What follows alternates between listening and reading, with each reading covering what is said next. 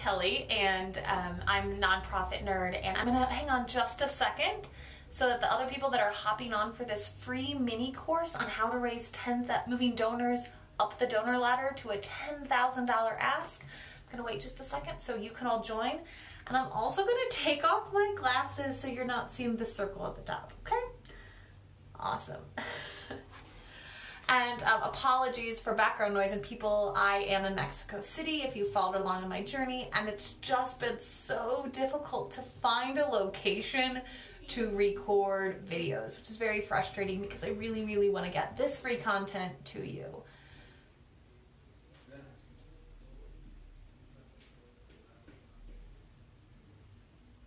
Awesome, and just now the internet went out of this co-working space because this is what life has become.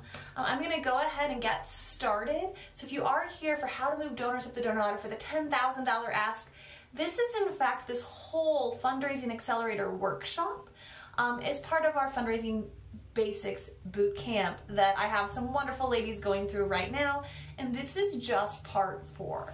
So that whole, just one workshop in the bootcamp, that whole workshop includes part 1, which is just what is a donor ladder, and then it really goes through the donor pyramid, which I'm going to show you in a really sketchy and probably backwards drawing in just a second. And then part 2, which is 5 donor development commandments, the 5 commandments of donor development. And these really are me, nonprofit nerds, what I think always works and what I've seen to be successful based on best practices for donor development, especially with major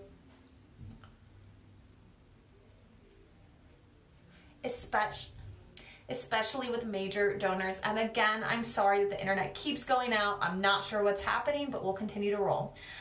Part 3. Why is it so difficult to talk about money? And I'm pretty excited about this as I was developing this, wrapping up development of this workshop. I actually had participants in the Fundraising Basics Bootcamp ask this exact question. I know how to develop relationships, I'm really good at that, but when it comes to actually asking money, I don't know what to do. And then finally, part 4, which I'll be going through today with you live as part of this free mini course, as part of a larger course, is using your donor data to support decision making. And finally, the things you're probably really all looking for is the last part of this workshop that you are not going to get live, which is the donor development action plan based on what we've learned on how to move donors up the donor ladder so they're in that major giving.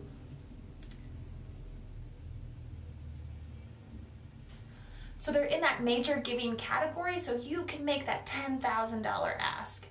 And really quickly, I know this is not the most beautiful drawing, and it's probably backwards, but I'm gonna reference and you're just gonna have to follow along on my beautiful, another thing you'll get by actually participating in the course is pretty slides instead of my crappy handwriting.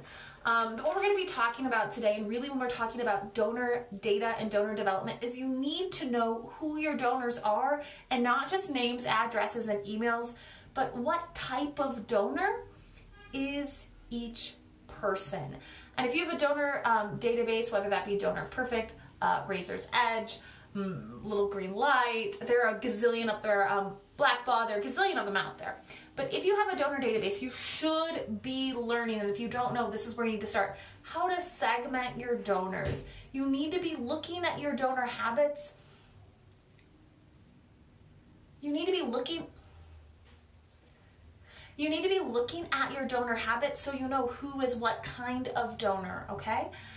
So you have the difference between, again, I'll reference it even if you can't read it, one-time donors, which these are people maybe that attend one event, sporadic givers, regular donors, and these are your ongoing donors, annual givers, and these are people that are maybe writing larger checks at the end of each year, and where we're talking about and where we really want to get people to, which are major givers.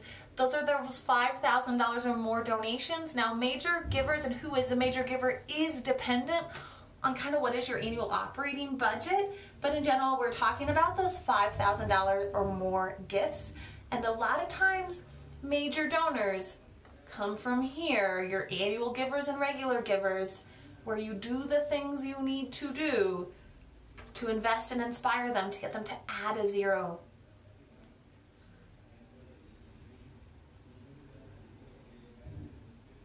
to get them to add a 0 to their donation. So what we're going to talk about today, again, is using donor data to develop that donor development action plan. And we are not even going to talk about one-time givers. We're not going to talk about sporadic givers. So if you are in your donor database, or even if you just have an Access or Excel of all your donors, what you're going to need to do is segment these people out of any kind of communication plan if you're trying to get people up to major givers. And what exactly does segmenting people out look like? Again, they are not your target audience. You don't want to be asking them certain things because they might feel overwhelmed or turned off. You want to move these people up before you start having certain conversations with them. So you're going to get into your donor database. You are going to segment, and you can, segment.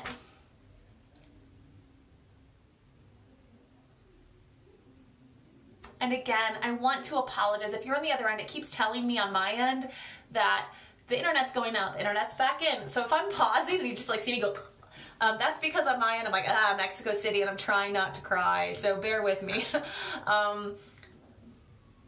So what you're going to need to do is get into your donor database, your Excel spreadsheet, and we're really trying to identify, before we even talk about a communication plan to move these people up the donor ladder, we need to figure out who are our regular donors and who are our annual givers. And so we really need to have a good understanding. And again, I can't tell you who these people are for you exactly. I can tell you what a habit usually looks like. But this is dependent on what are your donor habits for your organizations. But no matter what, you need to get out any one-time givers, get out any sporadic givers. So maybe anyone that's donated less than $100 total over the last 2 years, just get rid of them, right? So you're just looking people. So you're just looking for people that have donated more than $100, and again, fairly consistently, okay?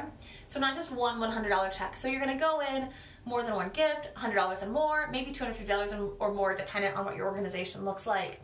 And you're going to really focus, and I don't know if you can see this, but for sporadic givers, to move them up, you really want to invite and inform, and that's kind of educational, maybe more kind of low-touch, ongoing social media campaigns, email marketing campaigns. We're really trying to move these donors up, right? From regular donors to annual givers and annual givers. We really need to invest and inspire. So when we're looking at segmenting our donors, we first need to figure out, this should not be a list of 3,000 people, okay, as your annual givers. It doesn't matter how big your organization is, but when you're looking at moving people up, you need to segment down so you have a population. You need to segment down so you have a population you're working with. And really the goal here, I would say, have a list of 100 people you want to engage proactively, right, that are annual givers. You want to engage proactively throughout the year. You want to invest and inspire. So out of these 100 people, you need to be having ongoing personal touches. Again, if you've attended any of my donor development center, one of the stupidest things people can say is, do you know rich people? Or, well, they're a rich person. It doesn't matter. If you have a person that, according to your donor database, is an ongoing, regular giver that also gives a large annual gift and has been doing this habitually for more than 3 years, these are your potential major givers. Don't just go in and say, I'm going to call every rich person I know, or I'm going to have my board list a bunch of people they know that they can ask for gifts. This is not how you do development the right way. Now, it might be the case you make this list, bring it to your board and say, do you know?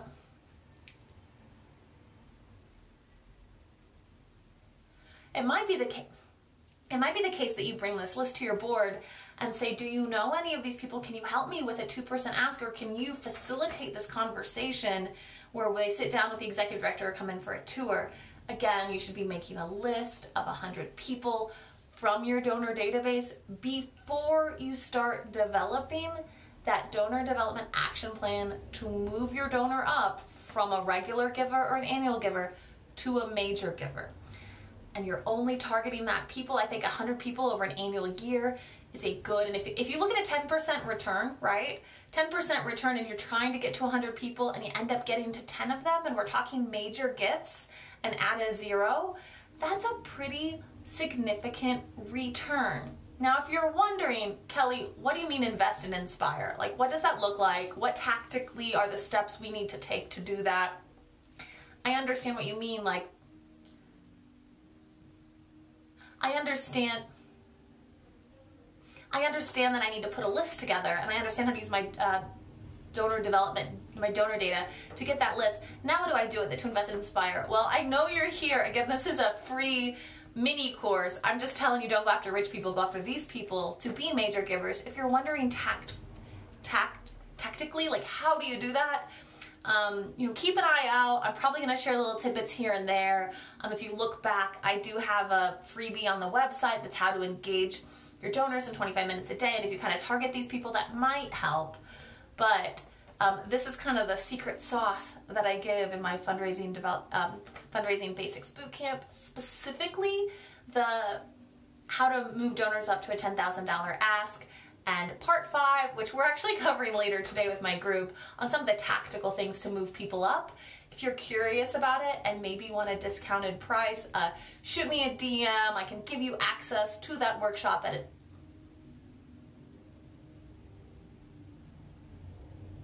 discounted price. That's the Fundraising Accelerator Workshop number 4, how to move donors up to a $10,000 ask. Again, shoot me a DM if you're interested and I'll give you special discounted access.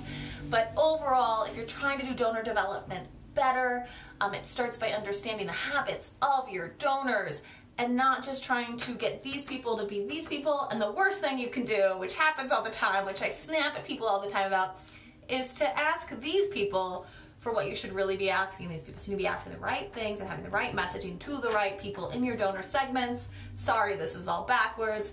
But again, I hope this helps a little on how you are approaching major donors and who you consider major donors. Again, it all starts with figuring out the data, figuring out who these people are, and then figuring out an action plan to go after that. I'm not going to give that tip to you. Google maybe, or shoot me a DM if you want access to the full workshop.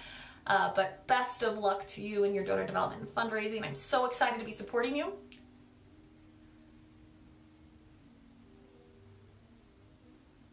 I am so excited to be supporting you in your nonprofit fundraising journey, and I look forward to connecting with you here in the Nonprofit Leadership Trap.